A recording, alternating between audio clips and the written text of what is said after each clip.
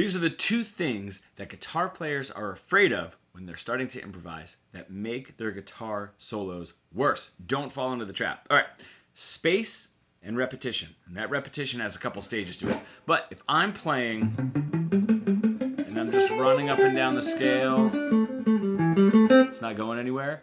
If I can just create some space, at least I'm giving myself phrases and the listener phrases and breathing room, right?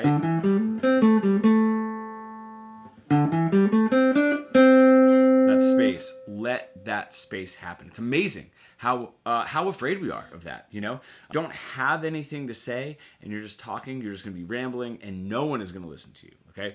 Take a breath and figure out what it is that you want to say next. We fear repeating because we think that's what makes our guitar solos sound repetitive and boring, and that is not the case. We need to be repeating motifs. So if I have, I can play it again.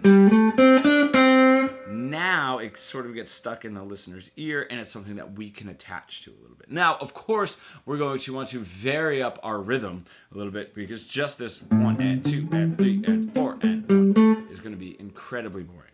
So if I have a lick,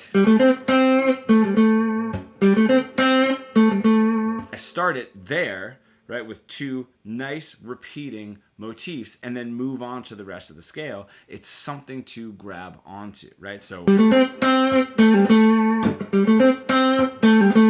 and then come back to it at the end of that whole paragraph, right, to really wrap things up. Do not be afraid to repeat your phrases. Also, the second part of that is do not be afraid to repeat the same note. Okay, this constantly moving to the next note of the scale sounds a little bit like we're just rambling the scale up and down or practicing the scale up and down and we're not really trying to improvise. Do not be afraid to play the same note. If I have,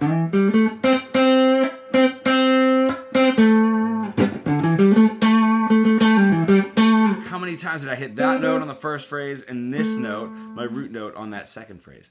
Do not be afraid to hit the same note twice. If I'm playing, right, a little bit more subdued, maybe a little bit more beginner, do not be afraid to do.